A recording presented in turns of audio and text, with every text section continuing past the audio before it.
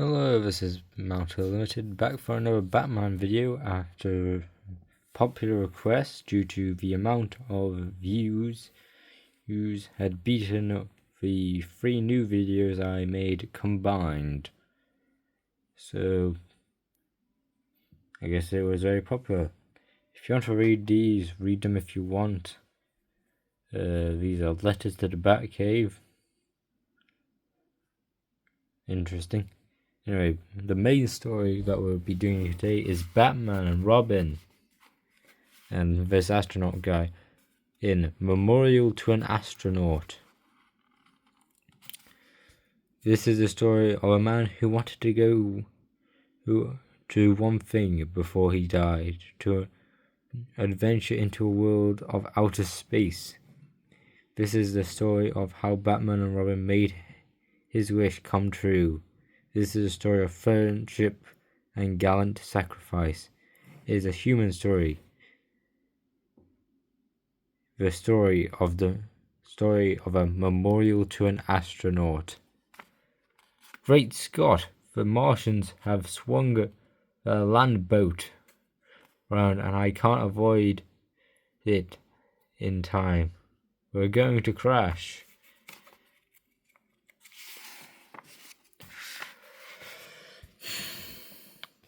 At a government laboratory, Batman and Robin are about to visit their good friend mineralologist Luke Haley when Dr. Robbins, what are you doing here?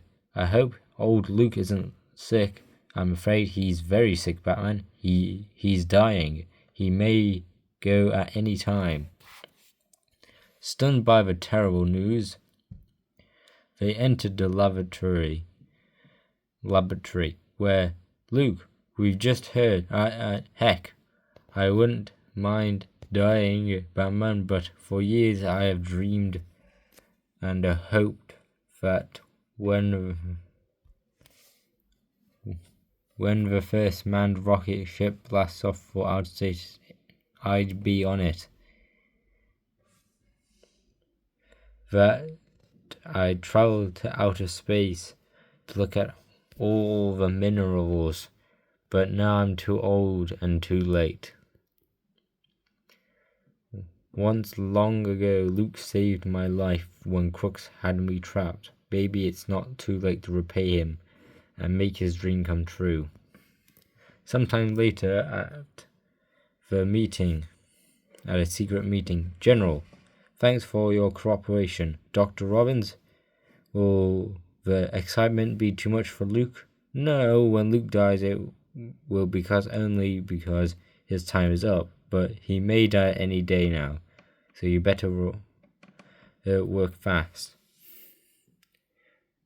Next morning, Luke is summoned to the launching site where that is the space program's biggest secret, a ship that can travel to Mars. It is able to carry 3 passengers, Batman, Robin, and a man to check mineral deposits on Mars. Batman has recommended you, Mr. Haley. Me? Well, Luke, we're taking off right away. I can hardly believe this is happening. This is happening. And just when I'd given up hope. Thanks, Batman. Thanks for fixing it so I could go along with you. Shortly inside the ship. Luke, this is your compartment. It's a new invention designed to minimize the terrific effect of the blast off when the ship fights Earth's gravitational pull. Soon after the countdown begins, and then in his closed windowless compartment, Luke feels the ship shudder as this is Batman on the intercom. Luke, hang on, this is it. Yes, I can feel the ship moving. We're taking off.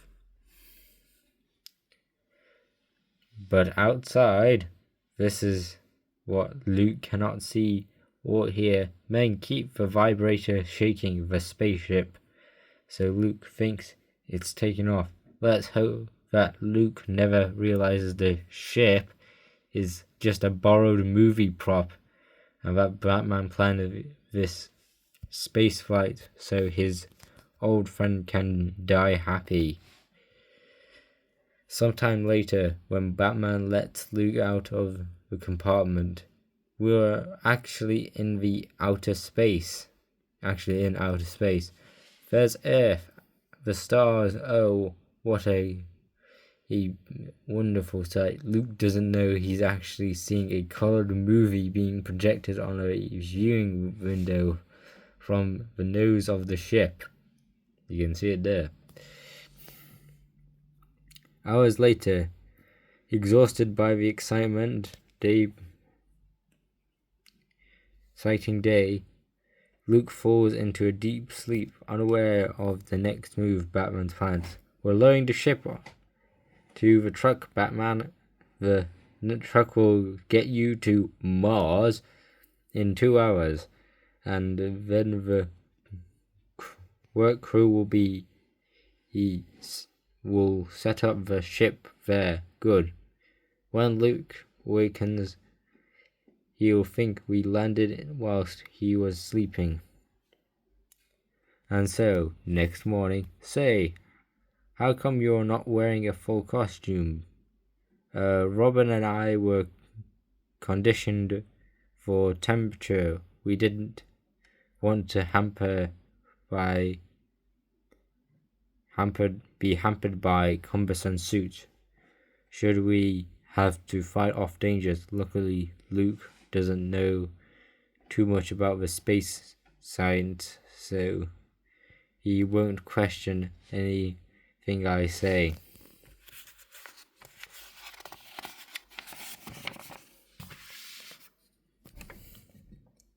Minutes later, the old fellow's eye thrill with tear of joy as he views the alien terrain in before him. I'm actually here. I'm on Mars, and there's the ruins of a city. Luke will never know this is only just a set for a science fiction movie, and that the producer is a friend of mine who was glad to help. Luckily, this area is far off the air lanes, so nothing can inform Luke that he's still on Earth. As they walk forward, wow, a beast of some kind, and it's coming for us. Close, but we can't outrun that thing for long. I have to KO it. The old-fashioned way of saying KO. KAYO. Luke doesn't know that that beast is actually a robot rigged to attack us here. Keep going with Luke, Robin. May move while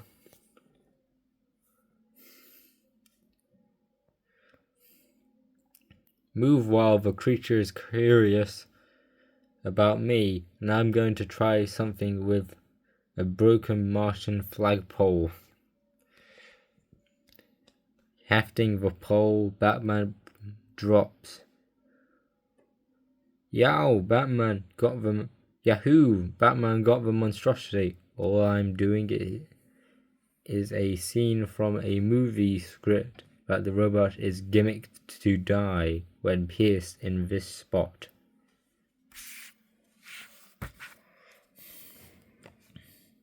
Shortly as they stand before the slain robot beast, you're very brave to have met and conquered the Slan. Do not be surprised that we seem to to speak the same language. Actually, the languadists, we were instantly translating all languages so that we can understand each other. We come from a planet Earth. Why is your city abandoned? Mars is an old, dying planet, and our race is dying with it. There are few of us left. Perhaps Earthlings who come in the future can bring new life to Mars. I would pay you to come here for Mars. Mars has great minerals for mineral wealth. You can see yourself beyond the city. Minerals! That's my job. I'm gonna get over to take a look, Batman. As the old timer leaves, it worked, Batman. He never suspected we're actors. Yes, but Luke is an expert on minerals, so I had to plant actual minerals among those rocks. There's a small fortune of borrowed gold and platinum ore at that spot. As Batman and Robin leave to rejoin Luke, they are unaware of 3 criminals in hiding close by. Good thing we were hiding here from the cops. This is our big chance. Yeah, but Batman's a tough guy to beat. How can we grab all the gold and platinum without trouble? Why don't we take a tip from that false face society we read about in the newspaper? We'll grab a Batman and we'll grab those Martian costumes, and Batman will think we're the actors. That way we'll be able to catch him by surprise.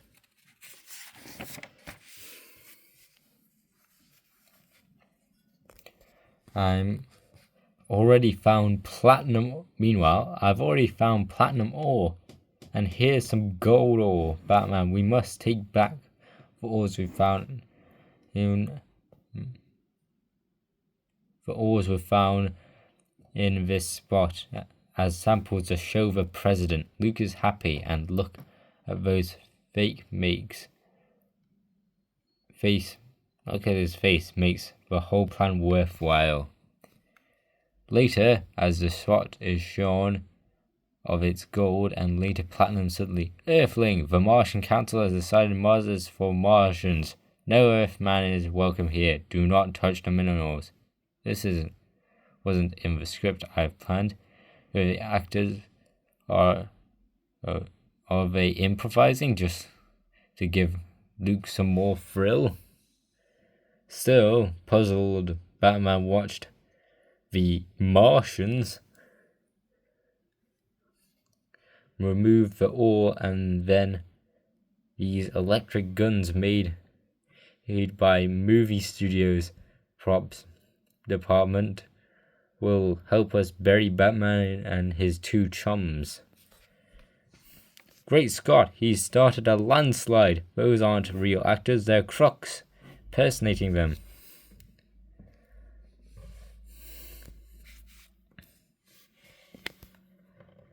In a split second decision, Batman shoved his companion into a cavern behind them. As we're safe now.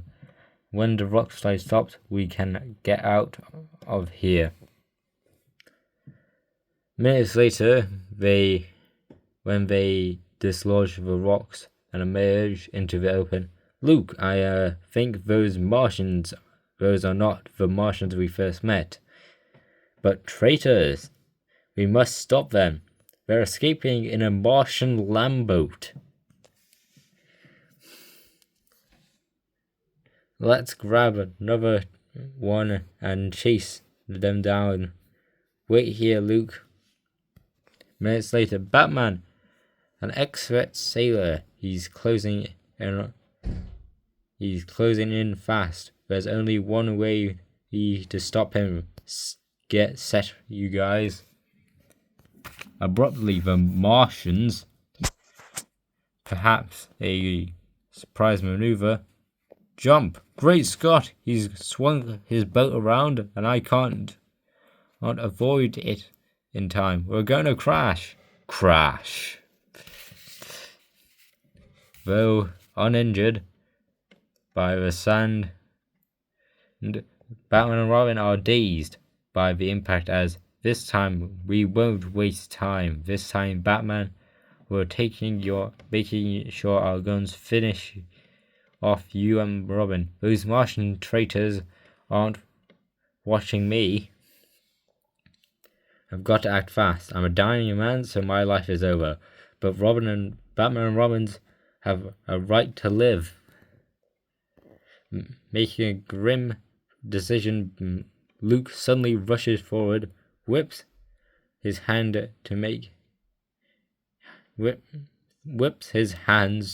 to his space helmet, and I know the alien Martian atmosphere will get me, Batman, but I can't let you and Robin die. Go get him. Great Scott, Luke did a noble thing, but he'll know the truth when the Martian atmosphere doesn't kill him.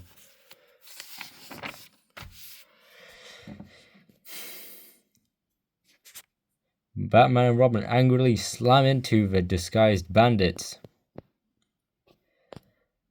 It's the fault of these crooks that Luke will know the truth. Luke will be broken-hearted when he learned he is not really on Mars.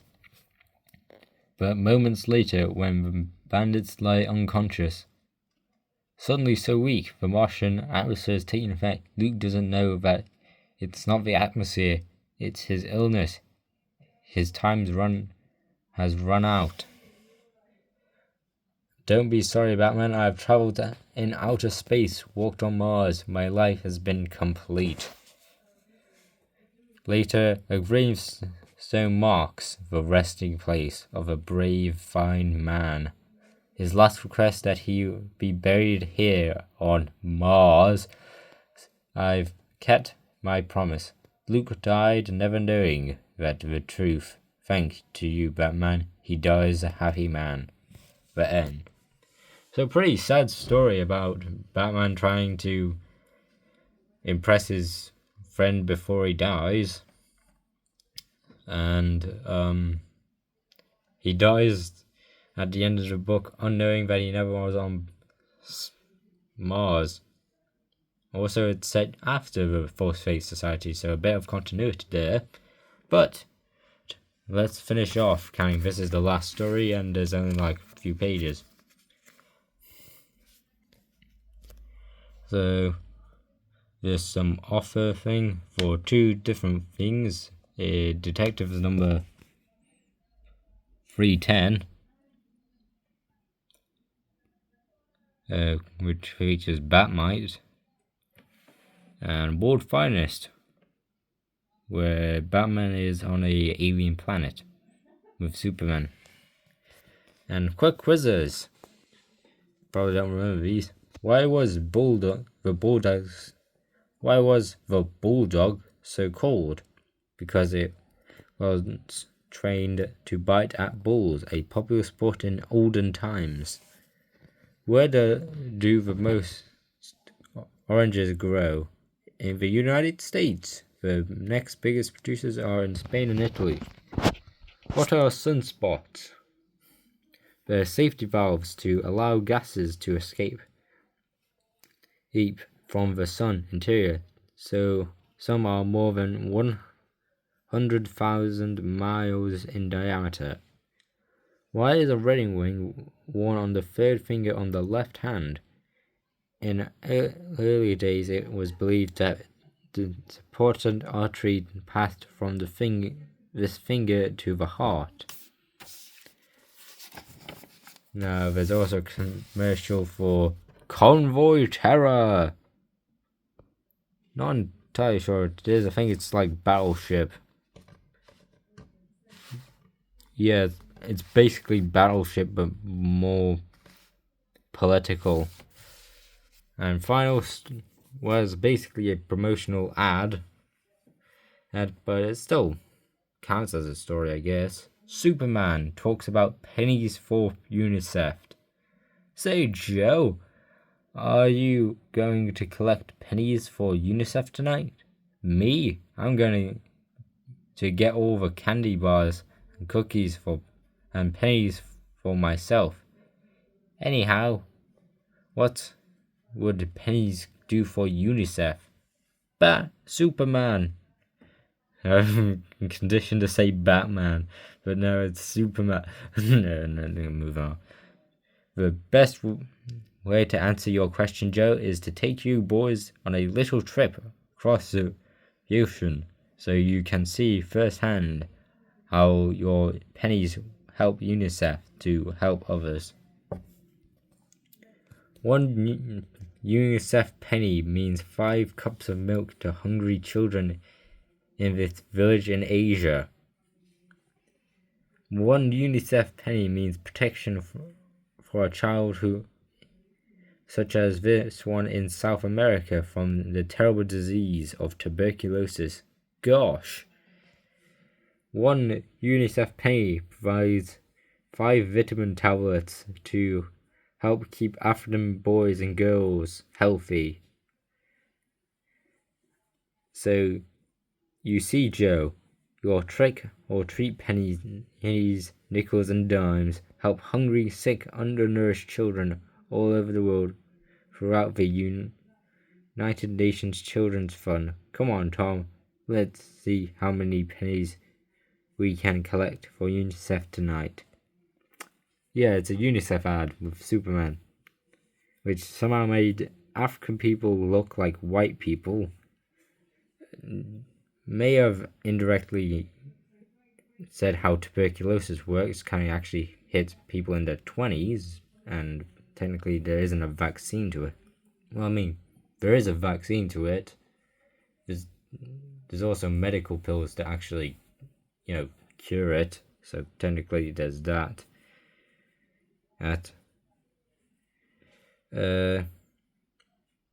Also, I'm not entirely sure if the art makes it really hard to notice if they're Asian or not.